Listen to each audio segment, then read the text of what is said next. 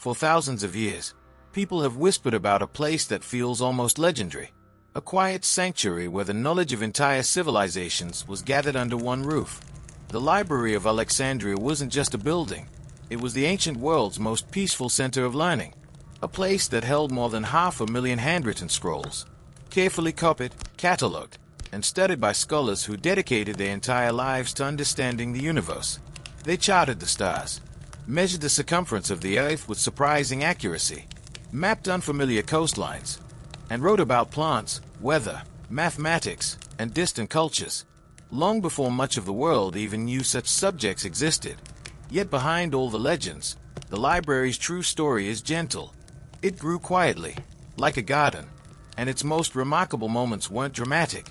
They were the soft, everyday routines of scholars, who believed that knowledge should be tended with patience, care, and calm curiosity. But before we dive in, please take a moment to like the video and subscribe.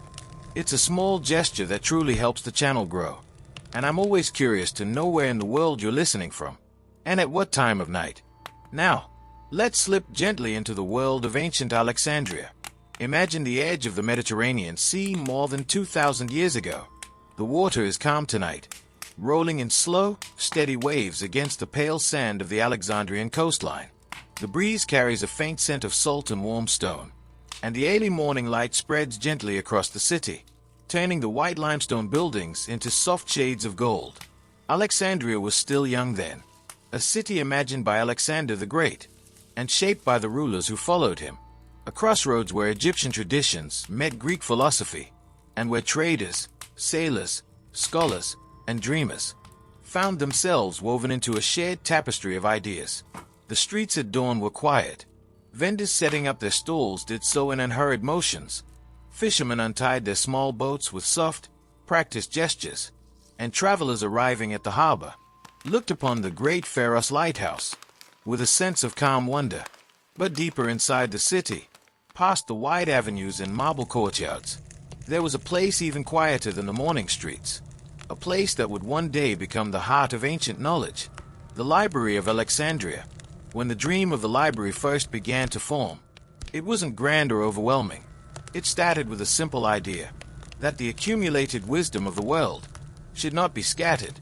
It should be held together, gently cared for, and shared with those who sought to learn. The early founders believed that knowledge was not a weapon or a treasure to be locked away. It was a candle, and the more people who carried it, the brighter the world would become. And so, scroll by scroll, the collection began. Ships arriving at the Alexandrian harbor often carried manuscripts tucked among their goods, poems from Greece, astronomical notes from Babylon, records from the distant lands of Persia, old hymns, medical texts, fragments of history, and the quiet thoughts of philosophers, whose names few people remembered. Scribes from the library, trained in patient and steady handwriting, would carefully copy each scroll. The original was stored with reverence, and a clean duplicate was returned to its owner. This practice wasn't forceful.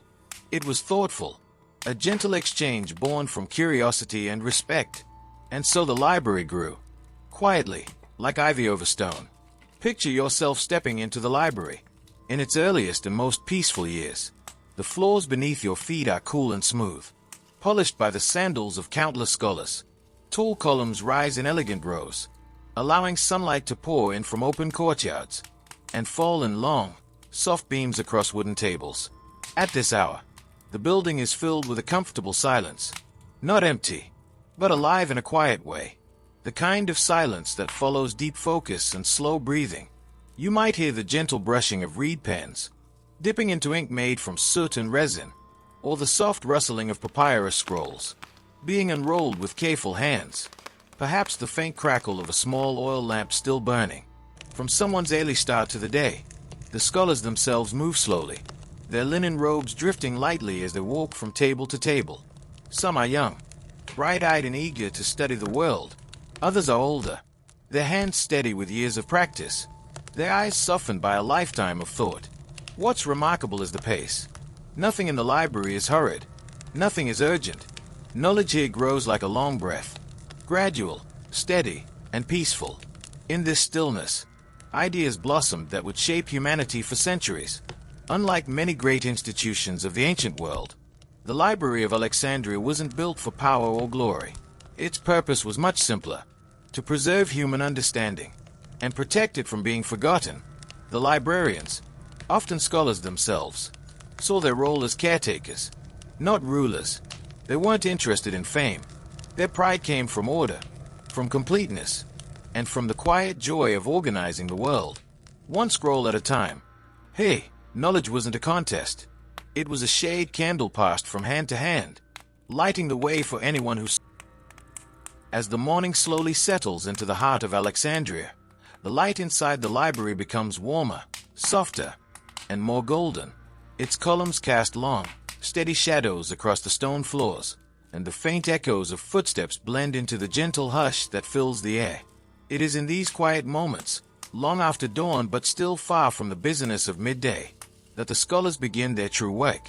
The library did not operate like a school or formal institution. There were no bells, no strict schedules, no rush to complete tasks. Each scholar followed a personal rhythm, guided by patience and curiosity. Some preferred to begin with fresh copies of newly arrived scrolls. Others stepped outside briefly to breathe the sea air before returning to their studies. A few wandered the long aisles of papyrus shelves, simply reading titles until something called softly to them. Every day unfolded differently, and yet each day held a certain peaceful predictability. Reading in the library was a slow practice. A single scroll could take hours to unroll. Its edges fragile, its fibers delicate. Many were centuries old, copied countless times by scribes whose names had long been forgotten. To avoid tearing them, a scholar unwound only a few inches at a time. The papyrus often had a faint woody scent, mixed with the aroma of oils used to preserve it. As the scholar read, the world around them faded into a soft blur. The quiet murmurs of conversation, the faint footsteps, the gentle tapping of reed pens. Sometimes, a scholar paused to think, resting a hand lightly on the scroll, and letting their thoughts wander like the breeze moving between the columns. There was no hurry. Knowledge here was meant to be absorbed like warm sunlight, slowly, continuously, and without pressure. One of the most serene places in the library was a long, rectangular hall lined with tall alcoves. Each alcove held a small desk, a simple wooden lamp, and storage boxes for scrolls. These spaces were not private rooms, but they offered a sense of quiet personal refuge. A scholar might spend an entire day in the same alcove, studying astronomy, mathematics, medicine, or poetry. If one listened closely, they might hear the soft whisper of papyrus shifting, or the gentle rhythm of thoughts flowing through a reed pen. Some scholars spoke occasionally, a quiet exchange of ideas, a question about a translation, a soft reading of a line of poetry, but most worked in comfortable silence, united by the simple desire to learn. Even the air felt calm here, as if the building itself breathed slowly, holding centuries of knowledge in its stone walls. One of the library's most peaceful traditions was the process of welcoming new scrolls. When a ship arrived in the harbor, scribes gently carried any manuscripts to the library. Ships traveled from Greece, Phoenicia, Babylonia, Nubia, and distant parts of the Mediterranean. Each scroll represented a different voice, a different culture, a different way of understanding the world. The scribes sat in long rows at smooth wooden tables, copying each scroll with steady, practiced hands. Ink flowed from reed pens in slow, careful strokes. No sound in the room was louder than the whisper of the pen tip gliding across papyrus. Sometimes, a scribe would lean in slightly, squinting to decipher a faint or weathered line.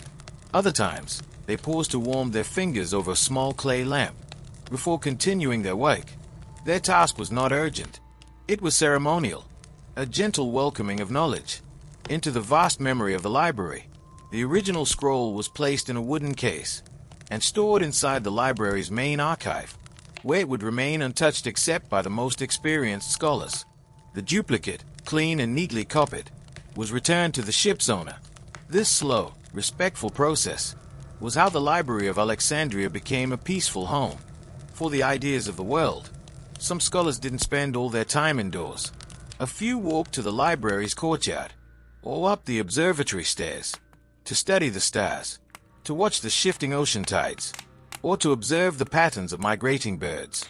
They recorded their observations with deep patience, often returning day after day, to compare tiny changes in the sky or the sea. Many of the library's discoveries came from this gentle routine. Watching, noticing, thinking slowly and carefully. It was in these calm hours that early astronomers measured the Earth's circumference, calculated the angle of the sun's rays, and created star maps used for centuries. Knowledge here was not pursued with urgency. It unfolded like a long, peaceful conversation between the scholars and the natural world. As midday approached, light fell differently across the library, becoming warmer and more golden. The stone columns glowed softly, and the air carried the quiet warmth of the early afternoon. Some scholars rested, closing their eyes for brief moments, or stepping outside to enjoy the gentle sea breeze. Others continued reading quietly, letting the stillness of the day guide their thoughts. It was a peaceful world, a world where ideas were tended, with the same care one gives to a garden. And in this tranquility, the library became more than a building. It became a sanctuary for anyone who sought calm understanding. Midday settled over Alexandria in the soft way only a coastal city knows, with warm sunlight gently spreading across stone walls, and the faint hum of distant waves drifting through open colonnades. Inside the Library of Alexandria, the day continued with a patient, unhurried flow. To an outsider, the library might have seemed enormous, almost overwhelming in its scale. But to the scholars who lived their days here, it felt deeply familiar, like a second home, full of quiet patterns and comforting routines that guided the rhythm of their thoughts. This was more than a place of learning. It was a sanctuary for people who respected the gentle weight of ideas. Every scroll in the library passed through a calm and meticulous process. Even the smallest piece of writing, a short poem, a travel account, a scientific fragment, was treated with the same respect as the longest philosophical work. In a quiet chamber near the center of the library, librarians worked at long tables mapping the growing collection. Their inkpots sat in small carved depressions to prevent spills, and beside them lay bundles of thin linen strings, used to tie lightweight tags onto scrolls. The tags held brief details: the author's name, a short description, sometimes the origin of the scroll or the dialect of the text. Each tag was written in careful handwriting, steady, balanced strokes that reflected the calm minds of those who wrote them. These tags were more than labels. They were little whispers of identity, threads connecting each scroll to its place in the sprawling memory of humanity. Cataloging was deliberate, rhythmic. The librarians moved slowly along cedar shelves, adjusting the position of scrolls, making sure each was perfectly aligned and easy to reach. Nothing about this task was rushed. Nothing was forced. It was a quiet ritual, a way of ensuring that every piece of knowledge was held gently, cared for, and kept safe. Attached to the library was an institution called the Mauseum, the House of the Muses. It was part sanctuary, part school, part retreat for scholars who lived and studied here. There were rooms for reading, spaces for communal meals, gardens for contemplation, and small chambers where scholars could stay for months or even years, while working on their writings. Life inside the Mauseum moved at the pace of thought. A mathematician might spend a long morning calculating shapes and shadows, while sunlight formed quiet patterns on the floor. A poet might wander through the gardens, reciting lines softly to themselves. A doctor or botanist might study preserved plants, kept in clay jars and dried under the Egyptian sun. Meals were simple: bread, olives, figs, and warm herbal broths. But they were eaten slowly, often accompanied by calm conversation, or the comfortable silence of people lost in thought. The Mauseum wasn't a place of debates or arguments. It was a place where ideas unfolded like petals, gradually and naturally, and in the gentle company of the Muses. Many scholars found the clarity they had been seeking for years. As the sun reached its peak, some scholars stayed indoors, comforted by the cool stone and the steady glow of oil lamps. Others climbed the steps to the library's rooftop terraces, where soft breezes from the sea made the heat easier to bear. These terraces were quiet observatories, simple stone spaces used for watching the sky, measuring the angle of shadows, and noting the gradual movement of the sun. Hey, the gentle work of astronomy continued day after day, not as a dramatic performance, but as a slow conversation with the heavens. Scholars sketched star maps, compared celestial positions, and traced the arc of the sun with a patience only those deeply in love with knowledge could maintain. Below the terraces, in the shaded courtyards, others studied the tides and currents. The Mediterranean had its own quiet language, one that changed with the season, the wind, and the moon. These were not rushed studies. They were slow and observant, as calm as the scholars themselves. One of the most peaceful tasks within the library was the art of translation. Scholars from Egypt, Greece, Persia, Judea, Phoenicia, and other far places sat together at wide tables, speaking softly as they tried to understand unfamiliar words. A scroll written in a foreign tongue was never seen as an obstacle, but as an invitation. Translators worked with quiet joy, using gestures, sketches, and small samples of writing to puzzle out meanings. Sometimes a single sentence took hours to interpret, and no one minded. They believed that if knowledge was to be preserved, it had to be understandable to all, clear, thoughtful, and faithful to its origins. Many of the library's greatest accomplishments were born in these gentle moments of shared comprehension. As the afternoon deepened, shadows shifted slowly across the library's courtyards. The warm light softened, and the air carried a calm heaviness that invited rest. Some scholars stretched their legs, taking slow walks through the gardens, while listening to the rustling of palm leaves. Others returned to their alcoves, letting the quiet embrace them. As they continued their studies, the day moved on in a steady, tranquil rhythm, as predictable as breath, as soothing as still water. And through this gentle flow of hours, the Library of Alexandria lived not as a legend, but as a peaceful, everyday reality. A place where knowledge rested, in the hands of people who cared for it, with patience, reverence, and quiet devotion.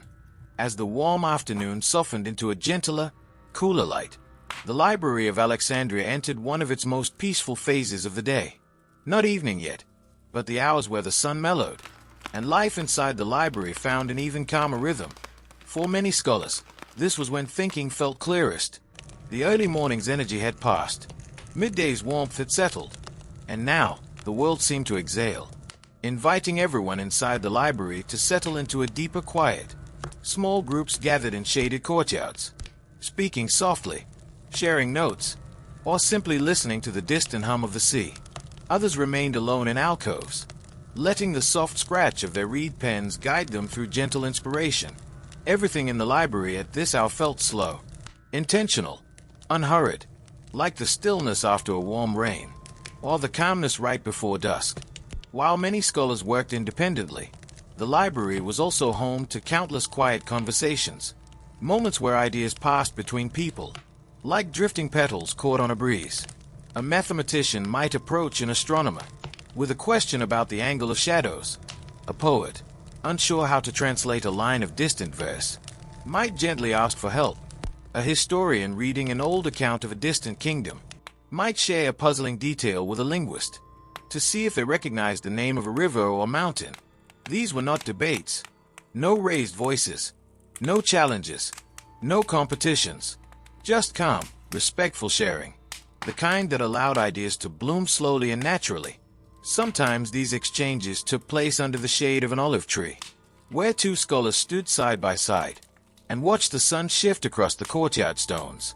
Other times they happened over simple wooden tables, where scrolls lay open like long, quiet rivers of ink. A single conversation could last hours, or just a moment, but each one added a soft thread to the growing tapestry of understanding within the library. Not every scholar spoke often. Some preferred to listen, and listening, too, was a kind of gentle art within the library's walls. There were scholars who would sit near the fringes of a group, hands folded, eyes lowered in calm focus, absorbing the flow of ideas without adding a single word. No one minded. In this place, silence was not seen as a lack of participation. It was a sign of deep respect, a recognition that understanding sometimes began with simply receiving knowledge quietly. These silent observers often became the most thoughtful writers, the ones who produced slow, reflective works that revealed the layers of the world with delicate care. Their thoughts matured like fruit on a warm branch, patiently, naturally, without hurry. As the day drifted toward evening, a gentle murmur continued in the scriptorium, the long hall where scribes copied and preserved the scrolls. Hey! The soundscape had its own melody, the whisper of papyrus being unrolled, the soft tapping of a reed pen, the faint scrape of a stool shifting on stone. This combination of rhythmic sounds formed a soft lullaby of learning, one that had echoed through the hall. For years and years, each scribe worked with quiet dedication. Their motions were slow, smooth, and steady. Their ink-stained fingertips gently curved around delicate fibers, tracing letters with a grace born of long practice. Copying a scroll wasn't viewed as a chore. It was almost a meditative act, a way of honoring the person who had written the original words, sometimes centuries before. To the scribes, time felt lead. They were touching the past, while shaping the future, one careful line at a time. Behind one of the main halls, the library kept a garden that many visitors never noticed. It wasn't large, but it was tended with quiet affection. Small paths wound between low stone borders, where herbs grew in orderly patches. Mint, thyme, chamomile, and fragrant marjoram. Olive trees cast gentle shadows over benches, and small clay pots held desert flowers that bloomed in shades of soft pink and pale yellow. Many scholars came here for a moment of calm. Some brought scrolls, some brought cups of water or warm herbal infusion. Some came simply to breathe, eyes closed, feeling the air move lightly through the branches. In this garden, time seemed to pause. Thoughts softened, the mind eased, and the world felt smaller, simpler, more manageable. For many, this was the most peaceful part of the library. As the sun lowered toward the horizon, the library slowly prepared for evening. Some scholars tidied their alcoves, rolling scrolls carefully, tying them with linen string, and returning them to their cedar cases. Others gathered their notes, placing them into small leather pouches, to carry back to their rooms or homes. The lamps were lit, not all at once, but gradually, one warm glow at a time, like stars appearing in the sky. The stone floors, once bright with sunlight, now reflected soft amber light from the flickering flames. No one hurried, no one rushed. The transition from day to night was as gentle as everything else in the library, and though scholars would soon depart, the library itself remained peaceful, as if holding its breath, cradling the day's collected thoughts. In quiet gratitude, evening settled over Alexandria with a softness that felt almost ceremonial. The sun, now low on the horizon, cast long amber streaks across the city, touching rooftops and courtyards with gentle warmth, before slowly fading into deeper shades of gold and rose.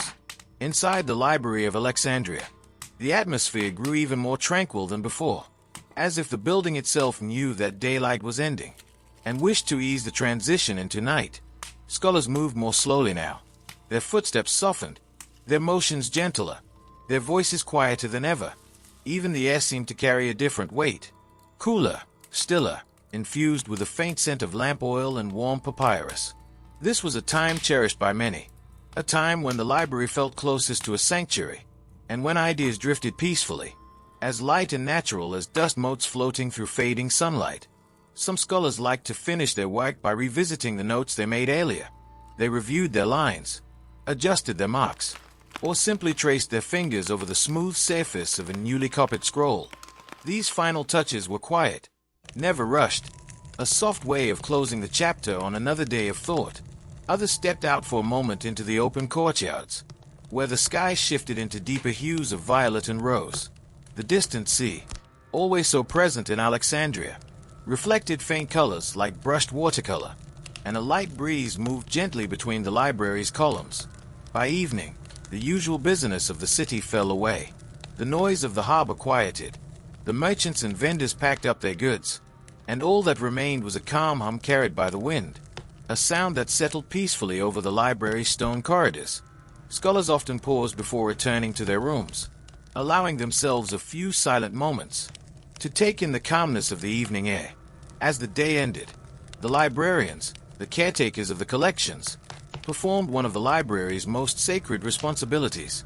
They walked slowly through the halls, ensuring every scroll was safely returned to its case. Some scrolls were wrapped in thin linen cloth to protect them from humidity, Others were brushed gently with soft reed fibers to remove dust before being placed back on the shelves. Each step was mindful. Each gesture was deliberate. To the caretakers, these scrolls were more than texts. They were pieces of memory, carrying the whispers of different civilizations, different eras, and different voices across time. Caring for them was a quiet honor, a duty performed with steady hands and deep reverence. Sometimes, a caretaker paused at a shelf to admire the neat arrangement of scrolls, each one holding a tiny piece of the world story. And in those still moments, it was easy to feel how beautiful it was to save something so enduring. One of the most comforting sights in the library was the lamps being lit at dusk. Clay lamps filled with oil created small pools of golden light throughout the halls. The flames flickered softly, casting slow-moving shadows on the stone walls and making the air shimmer with warmth. The light created gentle gradients along the rows of cedarwood shelves, catching the edges of scrolls and highlighting the natural grain of the wood. It was not a bright light. It was tender, like a quiet invitation to unwind. Scholars who stayed a bit longer often found themselves lulled by the soft glow, reading just a few lines more, as the calmness of the evening embraced them. In these dim hours, the library felt almost timeless, as if it had stepped temporarily outside the world and existed solely in its own peaceful rhythm. Some scholars ended their day with a walk through the gardens or the quiet outer courtyards. They moved slowly, sometimes with hands clasped behind them, eyes drifting across nearby olive trees, or following the shape of the crescent moon as it appeared faintly in the sky. A few scholars found comfort in listening to small natural sounds, the rustle of dry leaves, the chirp of nighttime insects, the whisper of wind passing over stone floors. Others glanced out toward the distant harbor, watching the last boats of the day return, with silhouettes softened by twilight. A warm sense of satisfaction often filled the air, not because great discoveries had been made, but because the day had been meaningful. In a quiet, steady way, knowledge had been tended, ideas had been nurtured, and the world felt just a little more understood. As the sky deepened into night, the library's visitors thinned. Scholars returned to their living quarters, within the Mausian or in the nearby city streets.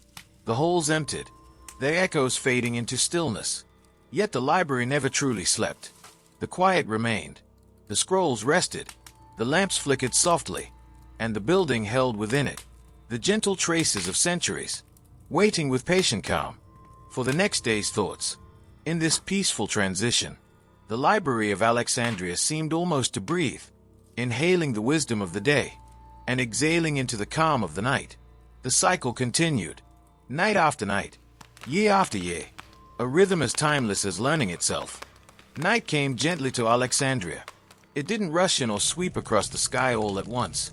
Instead, it crept in softly, line by line, shade by shade, as though even the darkness respected the quiet routines of the library and those who called it home. Far beyond the colonnades, the distant glow of city lamps flickered along narrow streets. The sea settled into its rhythmic breathing, slow waves folding onto the shore, with a steady, calming hush. And high above, early stars began appearing, like tiny, patient sparks, against a deepening indigo sky. Inside the Library of Alexandria, nightfall brought with it a sense of peaceful enclosure, as if the outside world were gently dimming, to give scholars one final moment of reflection. Not all scholars left the library when darkness came.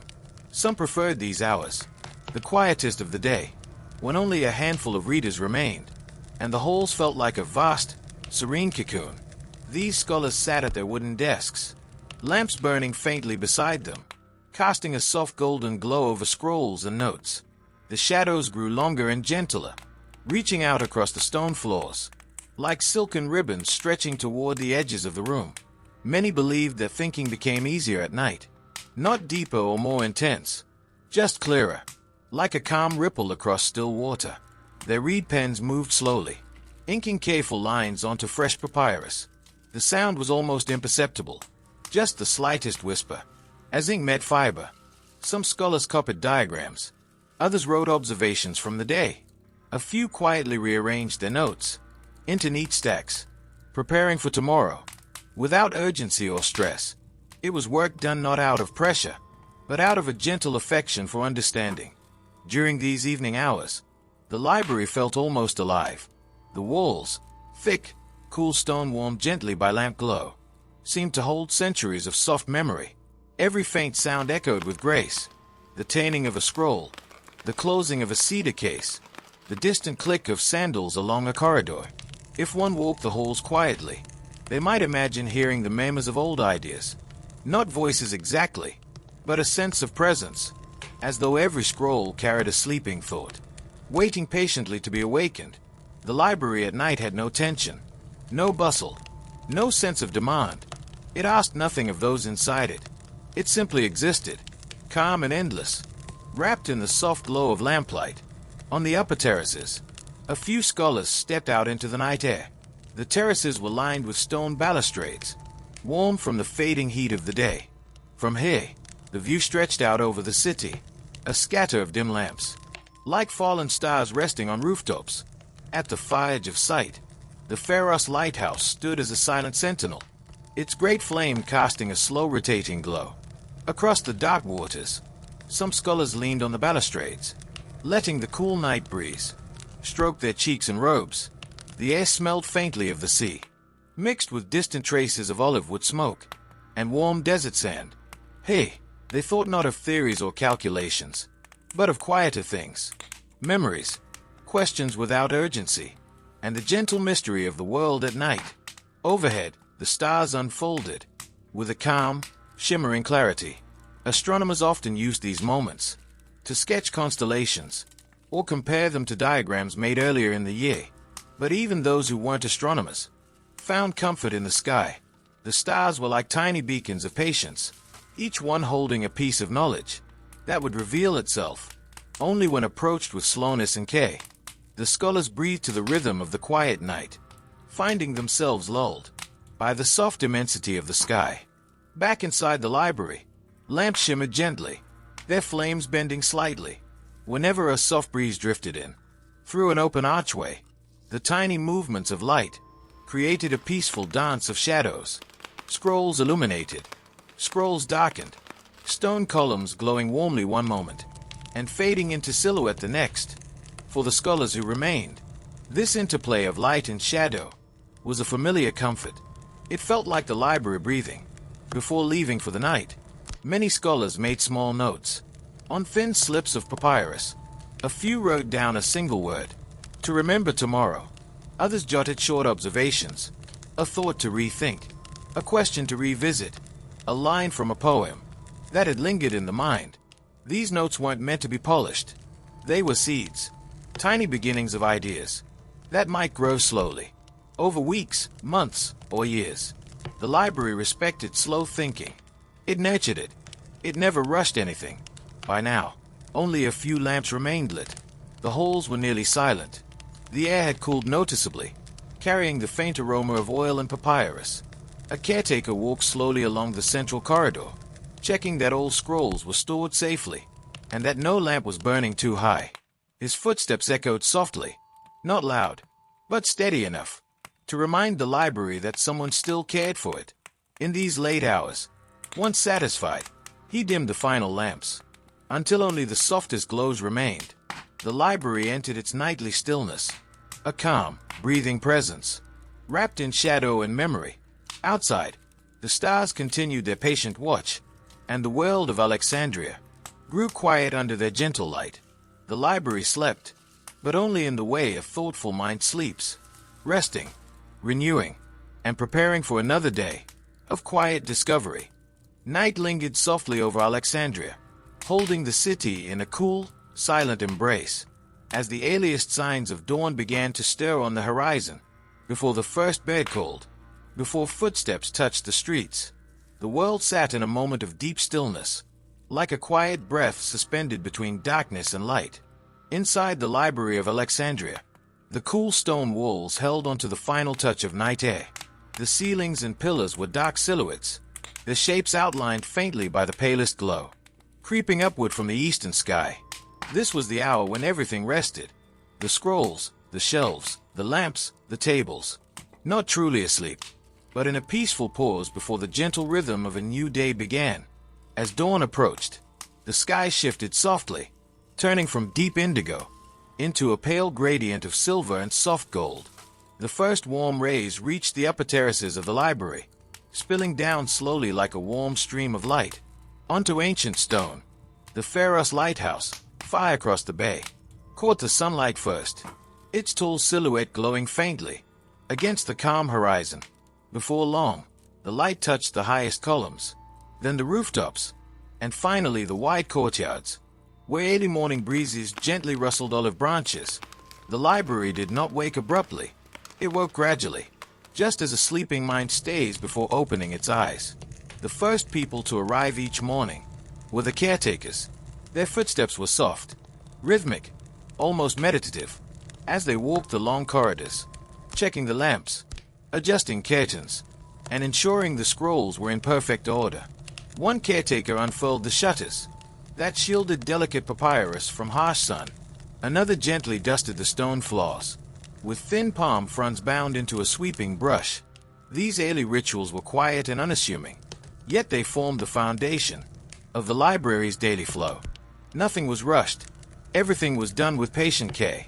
The sounds of their movements, brushes gliding, cloths sweeping, wooden doors opening, blended into a soft morning melody that gave the library a sense of peaceful awakening. As the sun climbed a little higher, the scholars began to enter, a few at first, then more as the morning settled in. They walked with calm steps, carefully holding scrolls, notes, or simply a small pouch of writing tools. Some greeted each other with quiet nods. Others moved directly to their favorite alcoves, settling gently into the wooden seats that held the warmth of countless previous mornings. There was no chatter, no commotion, only a soft, respectful awareness that a new day of learning was beginning. And in that awareness, the library felt alive again. Many scholars had morning rituals that set the tone for their day. One might begin by unrolling a particular scroll, only halfway, just enough to reread the last few lines and reconnect with yesterday's thoughts. Another might begin with a quiet walk through the central courtyard, breathing in the refreshing scent of morning dew settling on stone and leaves. Some scholars dipped their reed pens into ink pots to test the smoothness of the nib before writing a single word. Others sat in stillness, eyes drifting across the library hall, as if contemplating the day ahead, before thought turned into action. These small rituals were private, personal, and deeply peaceful, guiding the mind toward clarity, like slow ripples across calm water.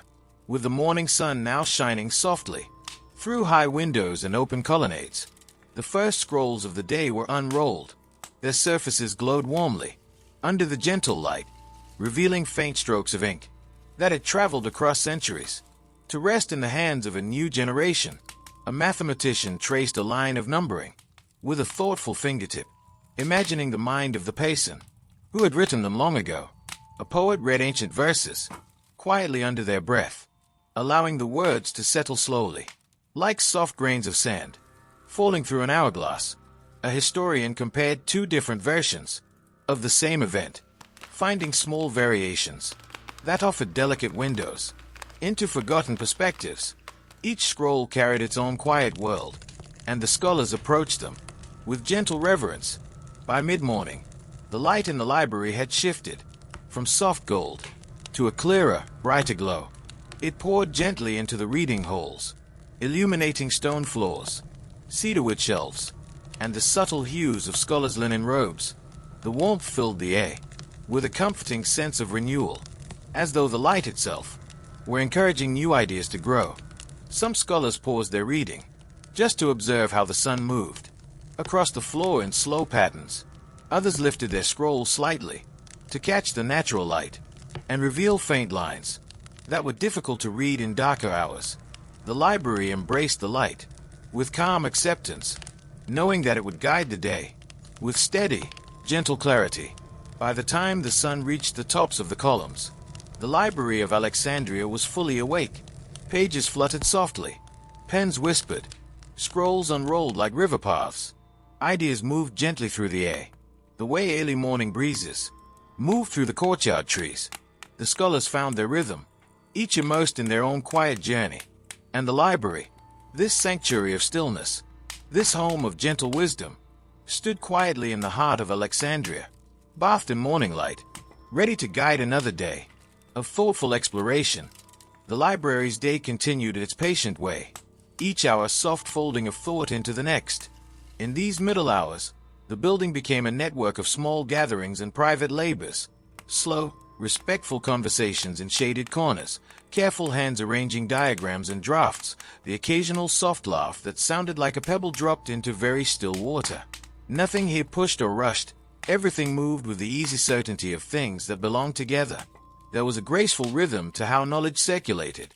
A scholar might leave a note tucked between two scrolls for a friend who favored that shelf. Another might read aloud a particularly lovely line of verse so 2 or 3 nearby listeners could taste its cadence. Little acts, passing a reed pen, offering a cup of water, pointing to a diagram, were the library's quiet currency. They bound people together without fuss or fanfare, and they made research feel like a shared walk, not a competition. From time to time, small informal symposia formed, not the formal assemblies of other cities, but gentle meetings where ideas were shared like small gifts. A scholar might present a translation of a fragmentary poem. Another might show the careful observation of a tidal pattern. Another might explain a simple mechanical device found in a traveler's sketch. The tone remained soft, no raised voices, no insistence, only the calm exchange of thought. These gatherings were often held under the shade of a portico, where stone columns made a rhythmic frame for the sky beyond. People sat on low benches or on cushions, hands folded or nibbling quietly on dried figures. The presenter spoke slowly, savoring each sentence. Listeners nodded gently or smiled, sometimes offering a quiet question that opened a new branch of thought. The emphasis was always on listening, on giving ideas the time they needed to unfurl. There were also public readings, slow, deliberate recitations of poetry or philosophical passages. A single voice would carry across the whole, its cadence measured and soft, and listeners would close their eyes to follow the sound as if it were a familiar ship returning to harbor. These readings became a kind of evening lullaby for the more contemplative visitors. Not all work in the library involved scrolls and stars. Some scholars tinkered gently with instruments. A simple mechanical model might be assembled to test a notion about water flow. A pulley system could be tried on a small scale to better understand how one might lift heavy crates without strain. These were not loud workshops but quiet experiments, careful adjustments, whispered notes, patient testing. When an instrument worked, there was no triumphant shouts, rather, a soft, satisfied smile and a quiet note written down for future reference. Success here was not spectacle. It was a small, shared confirmation that a thought could become a helpful thing.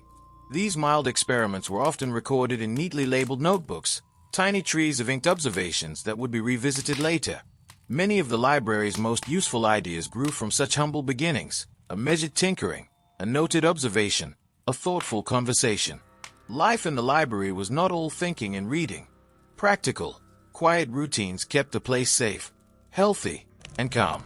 Meals were prepared simply, flatbreads warmed on low stones, bowls of lentils and barley, bowls of honeyed figs, and small cups of thyme or chamomile infusion. Food was shared in modest portions and eaten slowly at communal tables where people exchanged small, friendly comments about the weather or the latest traveler's tale. Rest was a respected practice. Scholars often took brief quiet naps, 20 minutes, perhaps, on daybeds in private rooms within the Mausian. These rests were seen as maintenance for the mind, as important as ink and papyrus. A well-rested mind listened better, wrote clearer, and found patience for the slow unfolding of ideas. Hygiene and comfort were considered too. Clean water for washing hands, careful sweeping of floors, and the occasional airing of stored scrolls on sunny days to prevent mustiness. These small, mundane acts were done with the same attention given to scrolls and instruments. They were part of the culture of K. Though the library was a sanctuary, it was not cut off from the wider city. Traders, sailors, and visiting scholars brought news and objects that found their way into conversation and study. A sailor's description of a distant bay might seed a new map revision. A trader's small carved figure could become the subject of a quiet study into foreign art. Such exchanges happened gently. A cup of water shared on a sunlit bench, a soft barter of stories in the courtyard, and they reminded those inside the library that knowledge is always connected to the world outside. Occasionally, a visiting scholar from a distant land would be invited to present the unique scripts or methods from their homeland. These visits were calm cultural threads woven into the library's tapestry, and both visitor and host benefited from the patient curiosity that guided every interaction. As daylight lengthened into afternoon and then moved toward evening, scholars often made quiet commitments to themselves, a plan to re-examine a particular scroll tomorrow, a promise to test an idea slowly over the coming weeks, a gentle resolve to translate a poem a little more faithfully the next time. These were not urgent vows, but soft, steady agreements, ways of allowing ideas to mature without pressure. Before the lamps were lit and the day folded into night, a few people gathered to walk once more through the garden, to breathe, to taste the calm air, and to feel the rhythm of the place one more time. They did not speak loudly. They did not need to. The library's presence had its own language, the slow, respectful cadence of people who loved to think. By the time the sun reached its highest point in the sky, the Library of Alexandria had settled into its gentle midday rhythm, a rhythm shaped not by agency but by the slow, natural unfolding of curiosity.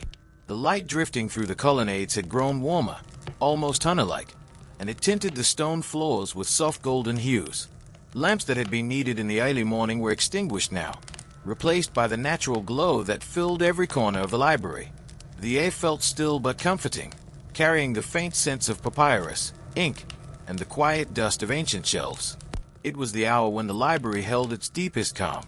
Not silent, for silence was never absolute here, but serene, rich with soft, lead sounds. The whisper of sandals on stone, the rustle of robes, the quiet shifting of scrolls, and the occasional murmur of a thoughtful voice. This was the heart of the day, and in this gentle pulse, the library did some of its finest work. In a shaded wing of the library, beyond a long hallway lined with tall cedar shelves, were several rooms dedicated to translation. These rooms were cool and dim, with narrow windows that allowed in just enough light for comfortable reading. Inside, tables were arranged in gentle circles, so that scholars could sit facing one another as they worked in quiet collaboration. Hey, languages met like rivers converging. Greek, Egyptian, Hebrew, Aramaic, Phoenician, Persian, and others, all found a place in the hands of translators who treated each word not as an obstacle but as a bridge. A scribe would unroll a scroll gradually, stopping every few lines to show a passage to the scholar beside them. Another scholar might point out an unfamiliar symbol, tracing it lightly with a fingertip as they explained its origin. Sometimes, 3 or 4 people leaned in toward a single line, whispering possibilities and interpretations in a soft chorus of thought. There was no impatience, no pressure to finish, only the steady, quiet desire to understand. Many of the world's great texts, poems, histories, astronomical records, herbal guides, were transformed patiently in these rooms, taking on new forms in new languages so they could travel farther than ever before. Not everyone in the library was an experienced scholar. Some were young students, apprentices, children of visiting scholars, or promising learners who had been invited to study under the guidance of elder thinkers. Teaching here was gentle, almost meditative. An older scholar would sit beneath the shade of a column, scroll open across their lap, while a small group of students gathered around in a half-circle. The lesson was never delivered in a stern or forceful tone. Instead, it flowed like a calm river, slow, warm, steady. A teacher might begin by reading a line from a scroll, then pause to explain its meaning or demonstrate how the words connected to earlier texts. Students listened closely, occasionally whispering clarifying questions. Sometimes they practiced writing simple phrases on small papyrus scraps, their reed pens making faint, almost hesitant strokes. Lessons here were less about memorization and more about companionship, walking alongside an idea together, rather than being pushed ahead alone. The students learned not only from the teachings but from the atmosphere, the patience, the respect, the unspoken understanding that knowledge was a lifelong, gentle pursuit. In the scriptorium, the light was slightly dimmer, filtered through high, carved lattice windows. Long wooden tables lined the room, each equipped with inkpots, brushes, and stacks of prepared papyrus sheets. Scribes worked in steady synchrony, their motion smooth and rhythmic. Each character was drawn precisely, with the same attention one might give to a fragile flower petal. The scribes rarely spoke except to ask for a new sheet or for clarification about a symbol. Their focus was delicate, steady hands, calm breathing, quiet minds. The task required patience, but it rewarded them with a profound sense of connection to distant creators. Some scribes copied texts older than the city of Alexandria itself. Others preserved scientific diagrams from travelers who had crossed mountains and deserts. A few worked on poetry that had been shared and reshaped over generations. Every copy made the idea stronger, more resilient, more capable of surviving time. The library was not just a place of knowledge. It was a guardian of memory. As noon deepened, the library's courtyards grew warmer. The scent of olive leaves thickened in the air, and the stone benches retained the sun's heat in a gentle, comforting way. Many scholars stepped outside for a quiet break. Some sat alone beneath the trees, writing on wax tablets or simply breathing. Others shared a light meal, bread dipped in olive oil, figs, cheese, and cool water carried in clay vessels. There were no loud discussions, no bustling crowds, just the soft sounds of contentment, pages turning, soft laughter carried by the breeze, a few murmured greetings, and the distant rustle of palm fronds. The midday pause was an unspoken tradition, a time to rest the hands, stretch the mind, and let thoughts settle before the afternoon's calm work continued. When scholars went back inside, the library felt cooler again, a refuge from the warmth outside. The light had softened, falling in longer, quieter beams through the tall windows. Dust drifted slowly through the golden air, sparkling faintly before settling onto stone and wood. Some scholars returned to their alcoves. Some resumed discussions in shaded hallways. Others walked the shelves, tracing their fingertips against labels, in search of a scroll that matched the question forming in their minds.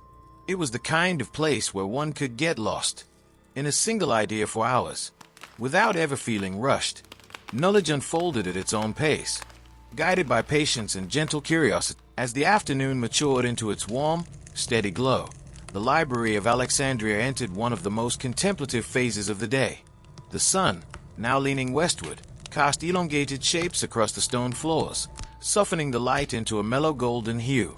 Shadows slid gently under the tall columns, almost like slow-moving silk, and the coolness of the interior halls balanced the warmth accumulating outside. This was when ideas often blossomed quietly, hidden from view, not in sudden breakthroughs, but in gentle shifts of understanding. A scholar might pause mid-sentence, staring thoughtfully at a line of text. Another might lift their gaze toward the courtyard, noticing something subtle in the way sunlight touched the leaves. A third might set aside a scroll simply to reflect on what they had learned. The library thrived on such stillness. It was a place where thinking was not a performance, but a private, peaceful unfolding, like watching water settle in a clear bowl. Many scholars dedicated these hours to writing commentaries, thoughtful reflections on the texts they read. These commentaries were not critiques. They were companions to the original ideas, gentle expansions, clarifications, or observations written in tidy, measured strokes. At long wooden desks, scholars bent over their papyrus sheets, creating detailed margins around the text. Small diagrams showing how planets might move. Notes on the habits of medicinal plants. Careful questions about a poet's choice of metaphor. Comparisons between the philosophies of distant lands. The ink glistened faintly in the warm afternoon light, and the slow progression of notes created a rhythm both visual and auditory. Tiny taps, soft strokes, quiet swirls of pigment as reed pens were re-dipped in ink. Commentary writing encouraged humility. No one sought fame here. Ideas were not owned. They were tended, like seeds in shared soil. The goal was not to replace the original thought, but to offer it gentle support. Another perspective, another angle, another whisper of insight. One wing of the library housed maps and early geographic texts, not just charts of seas and mountains, but detailed accounts of distant lands brought by traders and voyagers. This hall had a different mood. The air carried a faint hint of parchment and charcoal, mixed with salt from the nearby sea. Large wooden tables supported partially unrolled maps weighted gently with smooth stones. Here, scholars studied coastlines drawn with patient strokes, river paths that curled like sleeping serpents, and tiny notations describing foreign cities, plants, and customs. Some maps were beautifully colored with natural pigments, muted blues, faded reds, warm ochres. A few scholars used string to measure distances. Others compared two maps to determine how travelers' accounts aligned, or differed in small, intriguing ways. A gentle sense of discovery filled the room, not the excitement of adventure, but the quiet curiosity of understanding how large and varied the world truly was. Visitors sometimes contributed their own recollections, a sailor describing the shape of a distant bay, a merchant recalling a mountain pass, a traveler tracing a route through foreign deserts. These conversations were soft, careful, almost reverent, as though each memory was a fragile artifact. Every new detail, no matter how small, became part of the living map of human knowledge. Near the map hole, a few scholars worked with simple observational tools. Metal compasses, weighted plumb lines, measuring rods, early sundials, and water clocks. Their experiments were modest and methodical. A scholar measured the length of a shadow in the courtyard, marking the ground with a piece of charcoal. Another observed the dripping rhythm of a water clock, adjusting the flow to improve accuracy. A third compared the height of the sun with diagrams drawn weeks earlier. These activities were never rushed. They were performed with the same care one might give to a delicate piece of pottery or a drifting feather. Precision mattered, but so did calmness. A steady hand and a quiet mind worked better than force or urgency. The observations collected during these simple experiments were not just scientific records. They were small steps toward understanding how the world moved, breathed, and existed in gentle harmony. Throughout the afternoon, scribes and scholars moved scrolls from shelf to shelf with slow, steady motions. The cedar shelves, polished smooth by years of care, carried thousands upon thousands of scrolls, each wrapped neatly in linen or tied with thin strings. A scholar searching for a specific scroll warped the aisles with quiet purpose, fingertips lightly brushing the labels. Others carried stacks of 3 or 4 scrolls at once, balanced with practiced ease, returning them to their rightful places with soft thuds. Occasionally, a caretaker climbed a wooden ladder to reach the highest shelves, adjusting scrolls so each one sat comfortably in its spot. These small movements felt almost ceremonial, as though each scroll held not just words, but an entire universe of thought. The scrolls themselves gave off a gentle fragrance, the scent of aged papyrus, dried reeds, and faint traces of the ink mixed with natural oils. This aroma drifted through the holes like a subtle memory, grounding scholars in the rhythm of their wake. As the afternoon deepened, a warm breeze often drifted in from the sea, weaving its way through the library's courtyards. Leaves rustled softly, curtains swayed gently, scroll edges fluttered like quiet breaths. Scholars sometimes paused simply to feel the breeze on their skin, a small reminder of the world beyond the walls, both vast and deeply connected to the knowledge gathered inside. Some carried their scrolls outside to read beneath the olive trees, letting the natural light soften the delicate ink. Others sat on stone benches with their eyes closed, absorbing the calm air before returning to their studies. The library was not separate from nature. It welcomed it. The breeze carried inspiration, the sun brought clarity, the shade offered comfort, and the steady rhythm of the world outside blended harmoniously with the thoughtful work inside. The afternoon settled into a gentle quietness that felt almost musical in its rhythm. By now, the Library of Alexandria had entered the softest part of the day, a stretch of time where everything seemed to breathe more slowly, as if the building itself were resting between thoughtful moments. The sun had begun its slow descent toward the west, casting long ribbons of warm light across the colonnades, and giving the stone walls a serene, amber glow. It was still bright, but the intensity of midday had passed, replaced by a mellow warmth that encouraged calm reflection. Inside the library, scholars continued their work with the same patient dedication, but the mood had shifted subtly. There was a softness now, not fatigue, but a sense of contentment. That often came in the later hours of the afternoon. The environment was a tapestry of gentle details. The muted sound of a reed pen gliding across papyrus, the faint echo of footsteps along polished stone, the rustling of scrolls being opened and closed, the quiet murmur of scholars sharing thoughts in low, warm voices. Everything flowed together in a peaceful harmony that seemed to nurture every mind within these walls. As the afternoon unfolded, small clusters of scholars naturally formed in various corners of the library. These were not formal gatherings, nor were they planned. They appeared organically, the gentle result of shared curiosity. A group of 3 philosophers gathered near a sunny archway, not debating, but exploring lines of thought together, weighing ideas like fragile artifacts, and turning them over slowly, carefully. Their voices stayed low, punctuated by thoughtful pauses, and the occasional soft chuckle when someone offered a particularly charming insight. A botanist met with an herbal physician beneath a shaded column, their hands moving gracefully as they compared notes on the healing properties of desert plants. Beside them sat clay jars filled with dried leaves and roots, exhaling faint scents of mint, thyme, and sweet marjoram. Another pair, a mathematician and a grammarian, shared a scroll containing an old riddle, enjoying the slow, playful nature of its solution.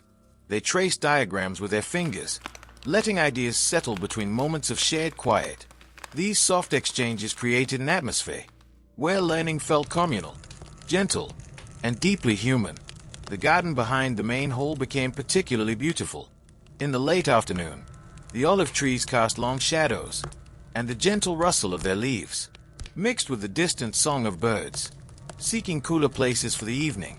Many scholars drifted into this space, scrolls in hand, carried by the allure of fresh air and soft natural light. A poet rested on a low stone bench, copying a line of verse, while pausing now and then to watch the play of sunlight on the leaves of a fig tree. Two young students sat cross-legged near a fountain, practicing the shapes of letters on small tablets coated with thin wax. Their teacher hovered nearby, providing quiet guidance through gentle gestures rather than full explanations. A geographer placed small stones on the ground to represent islands in the Mediterranean, showing a curious apprentice how to interpret distances on hand-drawn maps. The garden was never loud, but it carried a soft vibrancy, a feeling that ideas could bloom here just as readily as the herbs and flowers surrounding them. Some scholars preferred solitude. For them, the late afternoon offered a rare moment of personal clarity. They wandered the hallway slowly, letting their thoughts drift as they admired the endless rows of scrolls, resting quietly in their cedar shelves. A historian paused before a shelf, holding accounts of ancient kingdoms. He rested a gentle hand on a scroll and imagined the scribe who had written it centuries earlier, someone with hopes, curiosities, and a mind full of wonder, just like his own. A physician sat at a small table, examining a dried plant sample with a soft, meditative focus, tracing its stem with steady fingers, as if listening for a story hidden within its shape. A quiet philosopher walked alone near the perimeter of the library, observing the interplay of sunlight and shadow on the stone walls. He did not write or speak. He simply absorbed the slow, tranquil rhythm of the place. Reflection was not an escape here. It was a kind of gentle participation, another way of contributing to the living spirit of the library. In a small room near the back of the library, scroll keepers tended to older manuscripts that needed repair. This was delicate work. With small knives and soft brushes, they removed dust and trimmed frayed edges. Torn papyrus sheets were supported with thin layers of fresh papyrus, carefully pressed into place, using a smooth stone. In one corner, a scroll rested beneath a thin weight to help its fibers relax. After centuries of caring, every movement was slow and gentle, a kind of tender conversation between the present and the distant past. The keepers rarely spoke here. Their silence was respectful, as though raising their voices might disturb the fragile memories held within the scrolls. Their devotion ensured that knowledge could continue to live softly for generations to come. As the sun lowered even further, the entire library glowed warmly, a soft infusion of gold, touching walls, scrolls, and faces alike. This was often when scholars experienced small but meaningful moments of insight, a connection between two ideas, a subtle revelation in a text, a quiet recognition of understanding, settling comfortably into the mind. It wasn't dramatic. It wasn't sudden. It was like watching the tide recede and noticing a shell that had been hidden moments before. The library offered these moments freely to anyone willing to move slowly, to think gently, to breathe deeply within its peaceful rhythms. As the afternoon continued its slow descent, the Library of Alexandria began to settle into a deeper calm, the kind of quiet that arrived only after many hours of gentle work. The sounds inside the great hall softened further, falling into a natural hush that felt almost like a warm blanket settling across the space. The sun outside lowered just slightly, changing the quality of the light. Instead of warm gold, it shifted toward a deeper, quieter amber that touched the columns and pavements with a softened glow. The dust in the air shimmered faintly, drifting lazily through the golden beams as if reluctant to fall. This time of day had a particular rhythm, slower than morning, gentler than midday, and more reflective than early afternoon. It was the library's contemplative hour, when thoughts moved like calm ripples across still water. One of the most remarkable things about the library was the way knowledge crossed between disciplines. Scholars who studied different subjects often found themselves sharing ideas in unexpectedly harmonious ways. In one quiet corner, a mathematician sat with a musician. They compared the ratios found in musical scales with geometric patterns, discovering echoes of shared structure. Nearby, a doctor and a philosopher explored the nature of perception, each contributing their own peaceful insights. Their voices were soft, blending easily with the flow of the room. In another alcove, a historian and an astronomer discussed the movement of seasons in relation to old stories told by travelers from faraway lands. They did not search for definitive answers. Instead, they enjoyed the quiet act of wondering aloud. This cross-pollination of ideas enriched everyone. It was never forced, never competitive, just a gentle weaving together of different ways of understanding the world. Not all learning in the library was done for reading. Some scholars, especially those whose work required close attention to the natural world, used the late afternoon hours to practice careful observation. A scholar studying insects watched a small beetle crawling across the courtyard stones, sketching its movement in a notebook. Another measured how far a shadow had moved since noon, making tidy marks along the stone tiles. A student collected fallen olive leaves, comparing their shapes and textures under the faint glow of sunlight. These were small tasks, but they taught a kind of patience that was central to the library spirit. Understanding did not burst forth like a sudden flame. It bloomed quietly, like a flower unfolding in slow motion. Every observation was a step toward clarity, handled with the same tenderness as a carefully preserved scroll. As thoughts grew deeper, many scholars began gathering their notes, sorting, refining, and organizing what they had learned so far. Some used small clay tablets coated with wax, carving soft marks with a stylus before smoothing the surface for reuse. Others preferred papyrus scraps, arranging them in small stacks tied loosely with linen string. Occasionally, a scholar would walk to another hall and retrieve a scroll to cross-check a detail. Their footsteps echoed softly, their movements quiet and deliberate. A few scholars sat together in companionable silence, comparing notes side by side. They did not need to speak. The shared rhythm of turning papyrus sheets and dipping reed pens in ink created its own kind of harmony. Knowledge, hey, was something to be tended carefully, organized not with urgency but with reverence. In the shaded porticos, a few teachers continued their lessons well into the late afternoon. The heat of the day had softened, and the shade brought a cooling comfort that made learning pleasant. A linguist traced the shapes of letters in the dust for a group of attentive students, illustrating how script changed over time. A mathematician drew a large circle in the sand and showed how different chords could form harmonious shapes. A storyteller recited a gentle folktale brought from a distant port, the students listening with quiet fascination as the breeze carried the tale softly through the columns.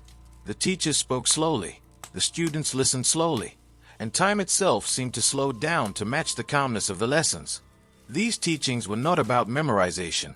They were about immersion, letting ideas settle into the mind in a natural, unhurried way. Some scholars returned to earlier questions they had set aside earlier in the week or even earlier in the month. The late afternoon seemed perfect for revisiting old thoughts with fresh eyes. A philosopher read over their commentary and gently refined a phrase. A geographer added a soft line of detail to a coastline sketch. A poet revised a verse, making its rhythm a little smoother, a little softer. A physician rewrote a description of a remedy, adjusting it to be more precise. These revisions were not corrections in a strict sense. They were gentle clarifications, like smoothing the surface of water after a stone had been dropped. Nothing abrupt happened here. Even change arrived quietly. One of the most soothing aspects of the library was the soft soundscape that filled the halls during this time of day. The cooing of distant pigeons nesting in high alcoves. The soft swish of curtains moved by a gentle breeze. The faint rustle of papyrus sheets being unrolled. the murmur of scholars speaking in calm, measured tones, the rhythmic footsteps of a caretaker sweeping the courtyard pathways. These sounds blended seamlessly into a calming background, a natural white noise that made concentration effortless. For many visitors, these subtle sounds were just as comforting as the knowledge the library preserved. As the sun dipped lower, the library entered a serene transitional moment between afternoon and evening. The air cooled slightly, shadows lengthened, the golden light darkened into a deeper, more soothing warmth. This was when the scholars began preparing for the end of the day. They didn't rush, they simply moved with a quiet awareness that the day's learning was gently drawing to a close. Some gathered their scrolls and notes. Others sat for a few minutes longer, reluctant to leave the tranquility of the space. A few walked softly through the halls, absorbing the calm atmosphere before nightfall settled fully. The library breathed with them. Slowly, peacefully, gratefully, the sun continued its slow descent, stretching the afternoon into its gentlest moments. By now, the Library of Alexandria felt as though it were entering a subtle in-between space. Not quite afternoon anymore, not yet evening. The halls glowed with a soft, amber light that wrapped itself around every surface, warm and mellow like a worn, familiar blanket. It was during this time that the library seemed to breathe the deepest. The bustle of everyday learning had softened. The conversations had lowered into warm murmurs, and the scholars moved with a kind of graceful calm, fully attuned to the slow pace of the hours.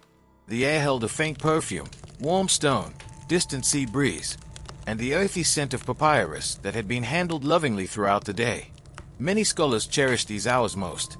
They often said that wisdom arrived quietly at this time, not suddenly, but gently, like a feather that lands without sound. Small groups still gathered, but their energy was softer than earlier in the day. Ideas were shared not with enthusiasm but with warmth, like passing a cup of tea from one person to another. Two astronomers and a philosopher sat by an open window, discussing the movement of stars and how ancient poets once used constellations to guide stories of gods and heroes. A linguist approached a historian to clarify a word that appeared in an old maritime scroll. The two scholars leaned over a shared table, their heads bowed over the delicate lines of ink, speaking in low, deliberate tones. Nearby, a physician and a biologist reviewed a set of herbal remedies collected from different valleys. They tested the scents of dried leaves, gently crushing small pieces between their fingers to release faint aromas of mint, fennel, and thyme. These conversations felt less like lessons and more like quiet friendships formed around curiosity. In the library, knowledge drew people together in a way that felt natural and deeply human. The botanical courtyard was especially peaceful now. The last rays of the sun filtered between the leaves, casting patterned shadows across the stone paths. The olive trees rustled softly. Bees hummed lazily around late-blooming flowers.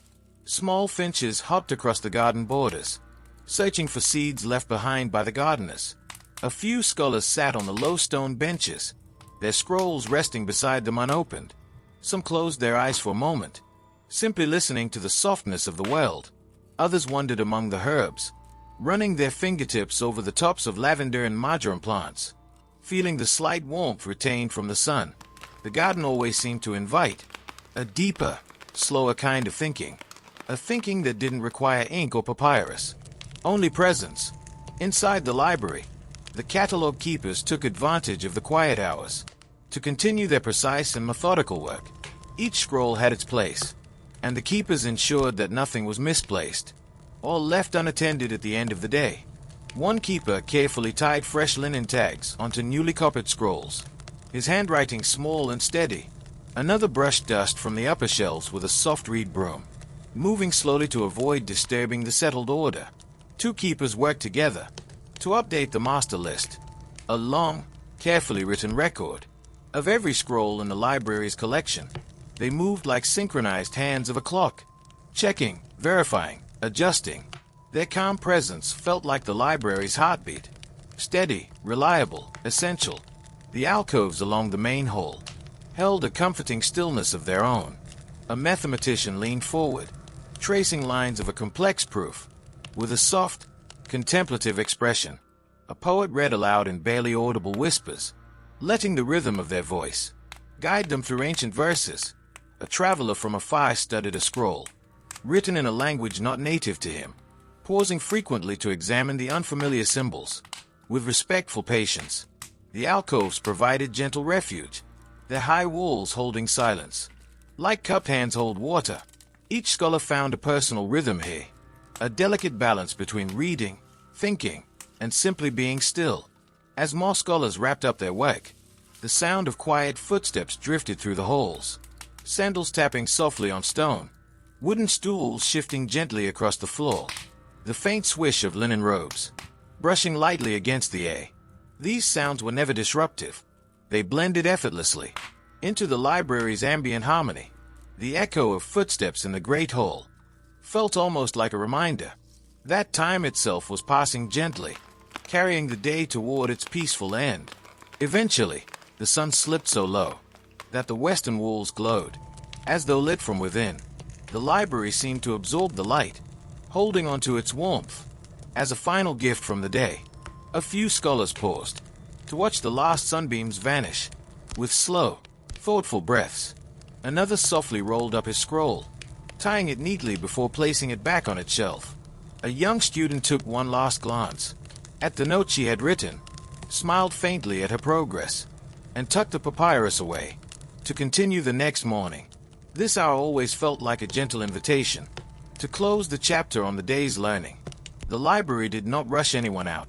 It simply guided them toward a natural sense of completion. As the sun slipped lower along the horizon, the Library of Alexandria entered a time of day that felt almost sacred.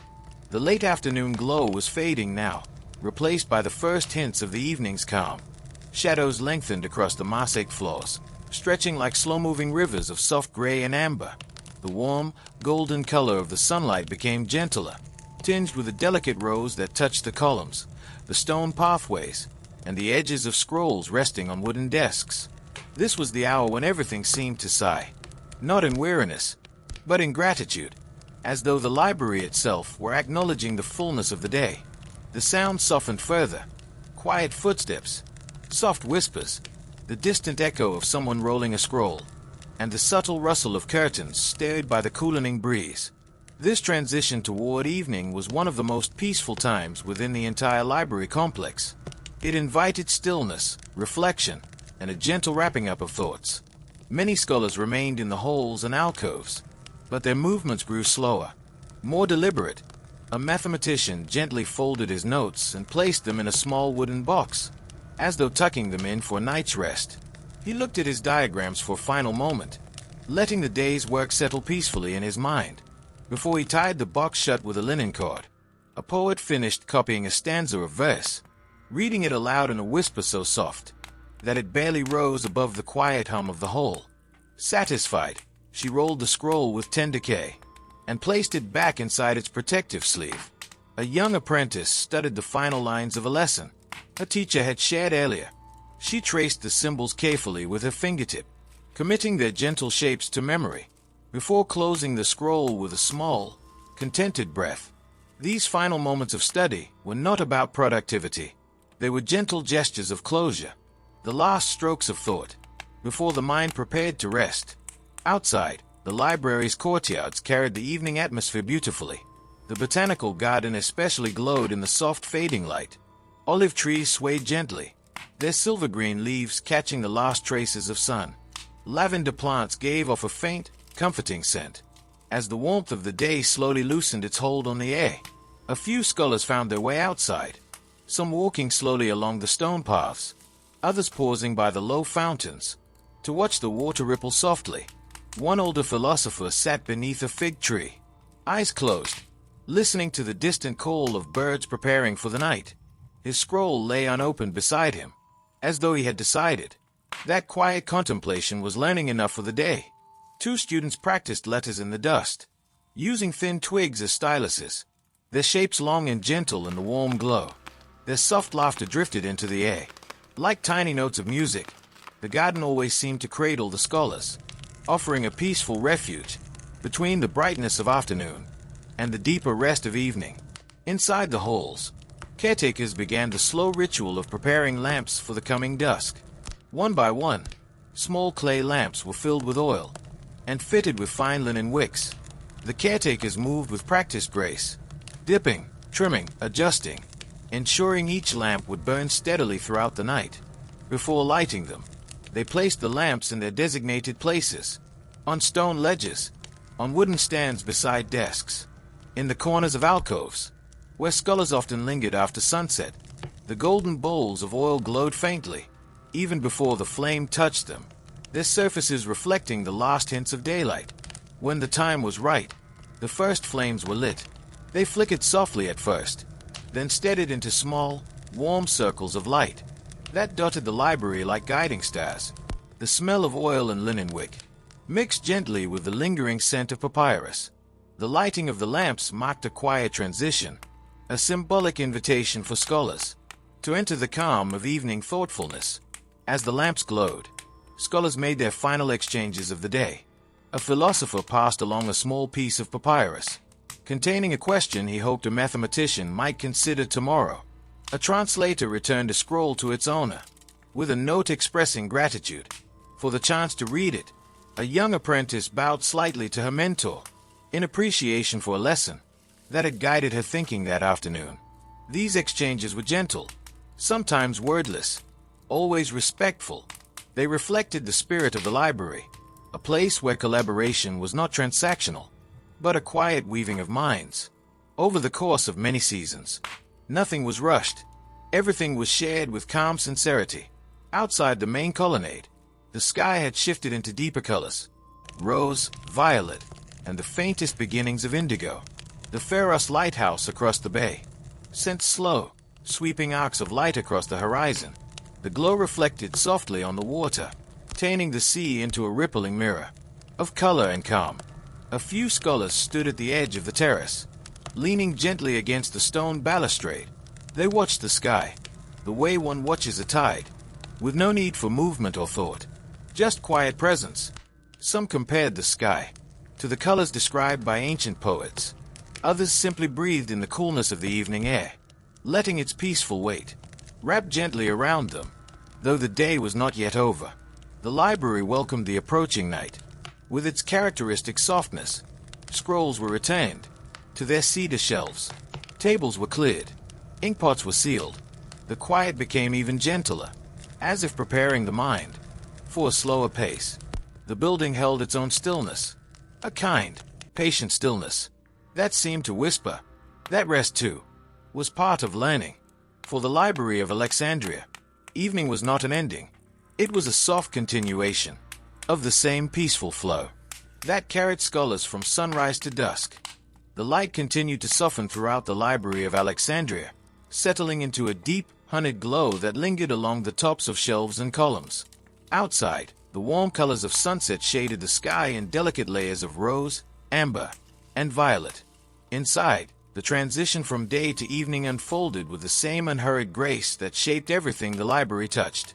As the final traces of sunlight glimmered across the stone floors, the library seemed to move into a quieter dimension, a slower, more reflective tempo that soothed the heart and mind. The scholars who remained sensed this shift instinctively. Their movements became softer, their voices lower, their breathing slower, as though the building itself guided them gently toward rest. The day was not ending sharply. It was dissolving, like ink lightly touched by water. In the main hall, scholars began offering soft goodbyes to one another. They did not stop abruptly. Rather, they drifted apart with a sense of warmth, like pages closing slowly. A historian thanked a fellow researcher for recommending a scroll earlier in the day. The gratitude was expressed in a whisper, barely audible above the soft echo of sandals along the stone floor. Two mathematicians parted with a quiet promise to revisit a geometric puzzle tomorrow. They bowed their heads slightly, a gesture of calm respect. A young poet tucked her papyrus notes into a satchel and murmured a gentle farewell to the elder mentor who had guided her through a difficult line of verse. These farewells were not dramatic or sentimental. They were small, respectful acknowledgments of a shared day of learning. Outside, the courtyards embraced the onset of twilight with a serene beauty. The olive trees appeared darker now, their leaves catching the last glints of sunlight in shimmering silver streaks. The stone paths cooled beneath the softening sky, and the fountain's water seemed to whisper, as it trickled in gentle, rhythmic patterns. A few scholars lingered here, choosing to remain until the final light faded completely. One scholar walked slowly along the path, hands clasped gently behind his back, allowing the calmness of the garden to quiet the last remnants of thought. Another dipped her fingers into the fountain, feeling the evening coolness of the water, and watching as faint ripples spread across the surface. Some sat quietly on the stone benches, their faces turned toward the horizon, as the sky deepened from rose to the earliest shade of night blue. The garden in twilight was a balm, a resting point between the wake of the day and the peace of the evening. Inside, the lamps that had been lit earlier now glowed more brightly against the dimming of natural light. Their warm pools of soft gold gave depth to every corner, highlighting the gentle textures of papyrus, the smooth curves of clay vessels, and the subtle ridges of cedar shelves. Scholars who stayed late found comfort in these small islands of light. They sat near lamps with scrolls open in front of them, their faces serene, their eyes reflecting the flickering flames. The contrast between light and shadow created an almost dreamlike atmosphere, as though the library existed between worlds, not entirely in day, not entirely in night, but in a soft, timeless middle ground. This gentle balance made thinking easier, breathing calmer, and even silence somehow more meaningful. Some scholars used these final daylight moments to make gentle revisions to their notes, observations, or translations. A philosopher rewrote a line with smoother, softer phrasing, scraping the dry ink gently to make room for the new wording. A translator adjusted a single character in a line of ancient text, carefully matching the angle of the original scribe's hand. A botanist added a final sketch of an herb collected earlier, detailing the slight curve of its stem and the pattern of its leaves. These revisions were small, but they carried a quiet significance, each one a tiny act of respect for the knowledge shared in the day's journey. Some scholars did not work at all during this hour. Instead, they simply sat in silence together, sharing a peaceful presence, without the need for conversation. A small group sat at a long table, each person absorbed in their own thoughts, yet their stillness harmonized, as though they were participating in a gentle ritual. A teacher and student sat side by side in an alcove, looking out at the courtyard, without speaking a single word. The lesson for the day had ended, but the companionship remained. An older scholar rested in a chair near the entrance, his eyes closed, his hands folded across his lap, letting the sounds of the library move around him like a soft lullaby. Shared quiet can be its own form of understanding. Outside the tall windows and open archways, the evening deepened. The first stars began to appear, small and steady, in the deepening blue. A cool breeze flowed gently through the colonnades and brushed against the robes of scholars. Still wandering the library, the scent of the sea mingled with the earthy fragrance of the garden, creating a peaceful blend that marked the true beginning of night. Some scholars looked up at the sky and smiled softly, as if recognizing a familiar friend returning. The transition was seamless, as though the entire world were exhaling slowly. Night began its gentle descent across Alexandria, and the library responded with a kind of peaceful acceptance, as though it had witnessed this transition countless times and still found it quietly beautiful. The last threads of twilight dimmed across the sky, replaced by velvety shades of blue that slowly deepened toward a soft, embracing darkness. Inside the library, the lamplight grew more pronounced, casting warm halos across the polished stone floors. Shadows lengthened and intertwined, forming soft patterns between the columns. The great building held onto the day's warmth, releasing it gradually into the cool night air. This was the hour when the Library of Alexandria became truly tranquil, still busy in small, gentle ways, yet wrapped in a blanket of serene quiet that encouraged every scholar to slow their breathing and settle deeply into thought or rest. The hum of the day had faded, and what remained was a peaceful hush that felt almost sacred. A small number of scholars remained inside, their silhouettes softened by lamplight. One elderly historian, his hair silvered by time, sat at a desk with a single scroll open in front of him. He wasn't reading anymore. He simply gazed at the text, letting his mind wander through memories of earlier studies. and the thoughts that had shaped his many years here. Another scholar, a young translator, reviewed a scroll written in 2 different scripts. Her eyes moved slowly back and forth, her face calm and thoughtful. She paused every few moments to rest her hand across the papyrus, as if grounding herself in the gentle weight of history. A third scholar read quietly under a high archway, lamplight brushing the edges of his robe. He lifted his head now and then to listen to the soft sounds drifting through the hall, the gentle hiss of a lamp wick, the faint distant footsteps of a caretaker, and the whisper of nighttime air moving through the colonnades. The scholars were few, but their presence added a warm, human softness to the silent grandeur of the library. Outside, the courtyards became even more peaceful. The sky above held a soft scattering of early stars, small shimmering points of silver that appeared to glow more brightly as the city grew quieter. Olive branches stirred in the gentle evening breeze. The fountain flowed steadily, its ripples glimmering faintly under the warm glow of nearby lamps. A lone botanist walked the path, studying the shape of the herbs in low light, trying to understand how plants welcomed or resisted the coolness of night. 2 students sat on a stone bench, their conversation barely audible. They spoke not of lessons, but of simple thoughts. The color of the sky, the scent of the garden, the peaceful rhythm of the evening.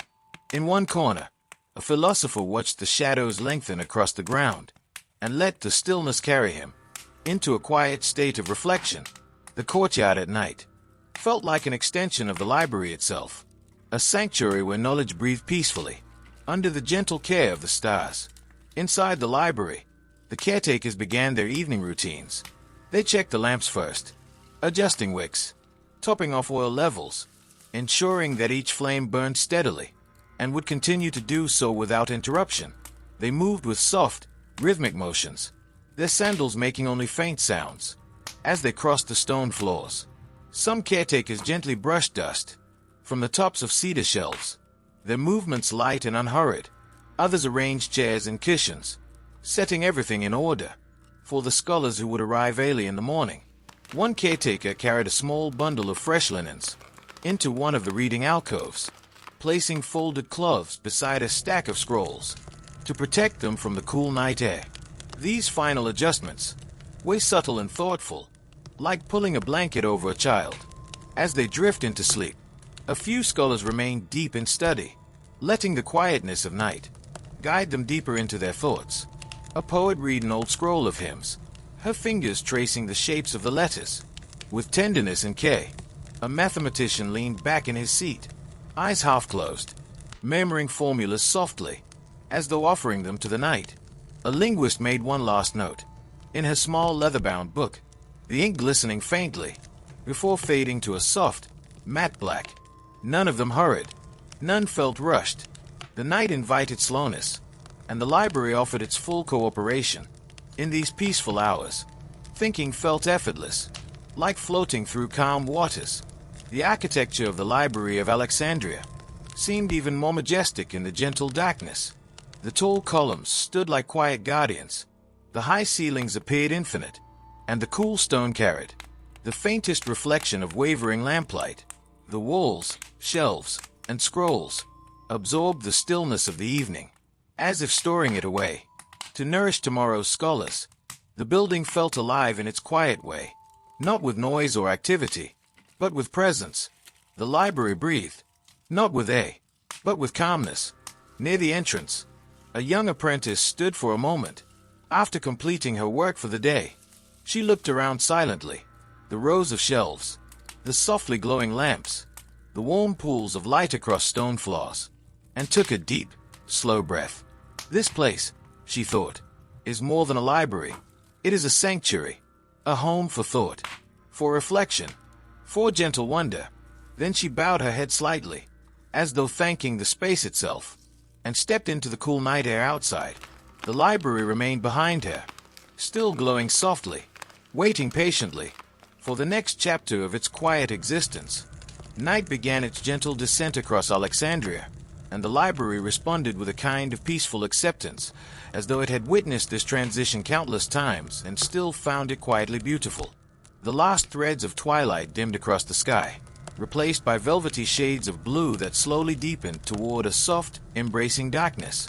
Inside the library, the lamplight grew more pronounced, casting warm halos across the polished stone floors. Shadows lengthened and intertwined, forming soft patterns between the columns. The great building held onto the day's warmth, releasing it gradually into the cool night air. This was the hour when the Library of Alexandria became truly tranquil, still busy in small, gentle ways, yet wrapped in a blanket of serene quiet that encouraged every scholar to slow their breathing and settle deeply into thought or rest. The hum of the day had faded, and what remained was a peaceful hush that felt almost sacred. A small number of scholars remained inside, their silhouettes softened by lamplight. One elderly historian, his hair silvered by time, sat at a desk with a single scroll open in front of him. He wasn't reading anymore. He simply gazed at the text, letting his mind wander through memories of earlier studies and the thoughts that had shaped his many years here. Another scholar, a young translator, reviewed a scroll written in two different scripts. Her eyes moved slowly back and forth, her face calm and thoughtful. She paused every few moments to rest her hand across the papyrus, as if grounding herself in the gentle weight of history. A third scholar read quietly under a high archway, lamplight brushing the edges of his robe. He lifted his head now and then to listen to the soft sounds drifting through the hall, the gentle hiss of a lamp wick, the faint distant footsteps of a caretaker, and the whisper of nighttime air moving through the colonnades. The scholars were few, but their presence added a warm, human softness to the silent grandeur of the library. Outside, the courtyards became even more peaceful. The sky above held a soft scattering of early stars, small shimmering points of silver that appeared to glow more brightly. As the city grew quieter, olive branches stirred in the gentle evening breeze. The fountain flowed steadily, its ripples glimmering faintly under the warm glow of nearby lamps. A lone botanist walked the path, studying the shape of the herbs in low light, trying to understand how plants welcomed or resisted the coolness of night.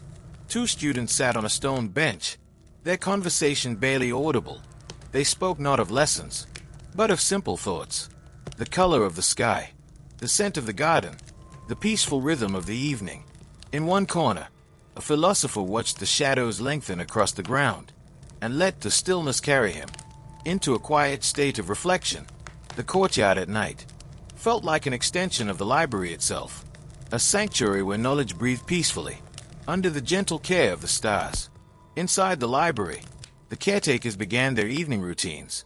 They checked the lamps first, adjusting wicks, topping off oil levels, ensuring that each flame burned steadily and would continue to do so without interruption. They moved with soft, rhythmic motions, their sandals making only faint sounds as they crossed the stone floors. Some caretakers gently brushed dust from the tops of cedar shelves, their movements light and unhurried. Others arranged chairs and cushions, setting everything in order for the scholars who would arrive early in the morning. One caretaker carried a small bundle of fresh linens into one of the reading alcoves, placing folded cloths beside a stack of scrolls to protect them from the cool night air. These final adjustments were subtle and thoughtful, like pulling a blanket over a child. As they drift into sleep, a few scholars remained deep in study, letting the quietness of night guide them deeper into their thoughts. A poet read an old scroll of hymns, her fingers tracing the shapes of the letters with tenderness and care. A mathematician leaned back in his seat, eyes half closed, murmuring formulas softly, as though offering them to the night. A linguist made one last note in her small leather-bound book, the ink glistening faintly before fading to a soft, matte black. None of them hurried. None felt rushed. The night invited slowness, and the library offered its full cooperation. In these peaceful hours, thinking felt effortless, like floating through calm waters. The architecture of the Library of Alexandria seemed even more majestic in the gentle darkness. The tall columns stood like quiet guardians. The high ceilings appeared infinite, and the cool stone carried the faintest reflection of wavering lamplight. The walls, shelves, and scrolls absorbed the stillness of the evening, as if storing it away to nourish tomorrow's scholars. The building felt alive in its quiet way, not with noise or activity, but with presence. The library breathed, not with but with calmness. Near the entrance, a young apprentice stood for a moment. After completing her work for the day, she looked around silently. The rows of shelves, the softly glowing lamps, the warm pools of light across stone floors, and took a deep, slow breath. This place, she thought, is more than a library. It is a sanctuary, a home for thought, for reflection, for gentle wonder. Then she bowed her head slightly, as though thanking the space itself, and stepped into the cool night air outside. The library remained behind her, still glowing softly, waiting patiently for the next chapter of its quiet existence. The night deepened around Alexandria like a soft curtain, and the library rested within that hush, its lamps throwing small, steady islands of light across a broad sea of dark. Even when the city slept, the library seemed to hold a slow, attentive breath, a patient, watchful quiet that felt kinder than silence. In those hours, the building wore an almost human calm, as if it were holding gentle vigil over the world's thoughts until morning returned to gather them again. A few figures moved through the halls, their steps careful and reverent. They were not many, but their presence felt important, like low, reassuring music in the background of a long night. Some wandered the stacks by choice, drawn by a late impulse to read. Others were caretakers, whose work at night was quiet and small but vital. The library's life at midnight was not dramatic. It was composed of small duties and soft curiosities, checking the oil in lamps, smoothing a frail scroll, noting an idea that had surfaced in the dark. There were scholars who preferred the night's gentleness for thinking. Perhaps it was the way ideas seemed to arrive softer, without the day's insistence. A poet sat near a window, reading a fragment of verse by lamplight, tasting the cadence aloud in whispers that echoed like a lullaby between the columns. A mathematician traced a faint diagram, listening to the slow flicker of flame as if it measured time in a different way. A translator softly compared characters on two scrolls, the quiet making each symbol more intimate. Their actions were small and careful, rolling a scroll an inch at a time, placing a reed pen gently in its groove, laying a soft cloth over an opened manuscript to protect it from the night's cool. These gestures had the tenderness of ritual. They were not hurried, they were deliberate, as though the night required a different kind of attention, patient, unhurried, and full of quiet respect. The caretakers were a presence of steadiness. They walked slowly through the halls, checking lamps, smoothing dust from table corners, and noting any scroll that might need extra protection from humidity or draught. Their lamps glowed low. Their movements made only the softest sounds. At times, two caretakers exchanged a single sentence, a small question and a brief answer, more like the sharing of acknowledgement than conversation. Sometimes a caretaker paused at a shelf, taking a breath in front of a particular scroll. Perhaps its handwriting reminded him of a teacher, or perhaps it contained a small line of verse that had been read often enough to feel familiar. These pauses were not work but gentle remembrance. The library's guardians tended not only the objects but the memory they carried on the roof terraces. A solitary astronomer sometimes kept vigil with a small instrument and a roll of carefully kept notes. The constellations above were clearer at night, and with fewer distractions the mind could trace the slow patterns more gently. He mapped small motions, recorded subtle angles, and listened to how the sky felt different under the still coolness of midnight. The city's distant hush made the heavens seem closer, as if the stars themselves had leaned in to share a secret. Other observers preferred the garden's dim pathways, noting how certain herbs released their scent more fully under the night air, or how the fountain's rhythm changed when fewer footsteps echoed nearby. Nature had its own late-hour lessons, and attentive scholars learned from those whispers with the same patience they showed toward texts late at night. Scholars often wrote tiny notes, ephemeral seeds of future thought. A translator might jot a possible alternate meaning in the margin of a copied line. A botanist could draw a small leaf shape in a corner of a scrap of papyrus. A student might record a question to present tomorrow. These slips were light and simple, but they carried the shape of intention. Left in the right place, they would be discovered by a friend or returned to a scroll where they might bloom into a longer meditation. The act of leaving such a note felt like making a small promise to the future. I noticed this. Please remember it. The library was rich with these quiet promises, tiny lights tucked into corners, waiting to be found. Even at night, the library's role as a keeper of memory felt tender and sacred. The scrolls were not inert objects. They were like quiet companions that arrived from different times and places, each carrying the faint presence of its maker. The caretakers and scholars treated them with the reverence due to an old friend. When a particularly fragile scroll required repair, the staff performed the work with a slow concentration that resembled prayer, aligning fibers, applying thin supports, and pressing gently under warm stones until the piece settled. This careful labor was a form of love, a promise that the words of the past would continue to whisper to future readers. The library's legacy was not about fame or conquest, it was about stewardship. The scholars and keepers understood that their gentle attention was what made memory possible. There was a comfort in the library's steady continuity. Night followed day. Scholars arrived and left. Generations of pens traced lines and then paused. Still, the building endured with quiet patience. Some wandered the halls thinking about those who had worked here years before, and those who would come after. The sense of being part of a long, tender chain eased anxieties and offered perspective. Knowledge, in this place, felt less like ownership and more like participation in a slow, shared story. A student once whispered that walking among the stacks felt like moving through a family album, names and hands and stories threaded across time. That feeling seemed especially true at midnight, where the hush allowed such connections to be felt without the pressure of the day. As the night moved on, the remaining scholars put away their small notes and rolled their scrolls with delicate care. Lamp flames were checked and trimmed. Groggy birds in nearby eaves gave soft calls.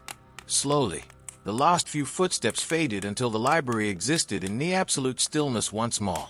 The caretakers took their final round, closing shutters gently and leaving only a few low lamps for the deep night watch. Outside, the sea kept its steady rhythm, and in that sound there was a kind of company, a reminder that the world was both larger and kinder than any single worry. Inside, the library rested, folded into itself like a book closed at the right moment. And somewhere between the soft hush and the dim lamplight, a quiet promise existed, that morning would return, scholars would gather, and the gentle work of learning would continue, thread by patient thread. As night settles fully over Alexandria, and the last lamps glow like quiet stars inside the ancient halls, we leave the library exactly as it has always wished to be left, peacefully, softly, and with a sense of quiet gratitude. The scrolls are resting now, wrapped carefully on their cedar shelves. The ink has cooled, the air has grown still, and the footsteps that once echoed through the aisles have faded into a calm, comforting hush. For all its grandeur, the Library of Alexandria was never truly about the size of its collection or the brilliance of its scholars. It was about something gentler, the human wish to understand the world, to gather small truths patiently, and to pass them forward with kindness. Tonight, we walk slowly through those halls, from sunlit mornings to the amber glow of late afternoon, and finally into the soft embrace of night. We watch scholars think, reflect, and breathe. We listen to the quiet rhythms of their learning, and we rested in the peaceful heartbeat of a place built for curiosity and calm. As you drift towards sleep, hold on to the gentleness of this place. Let the stillness of those quiet courtyards and the warm glow of the evening lamps carry you into rest. May the rustle of papyrus, the whisper of the sea breeze through the colonnades, and the soft footsteps of ancient scholars stay with you as calming companions in the silence. Thank you for spending this time here, for walking slowly with me through one of the most peaceful corners of human history. When you're ready, let your eyes grow heavy, let your breath soften, and let sleep come to you as gently as the night came to Alexandria. Good night, and may your dreams be peaceful, curious, and full of calm.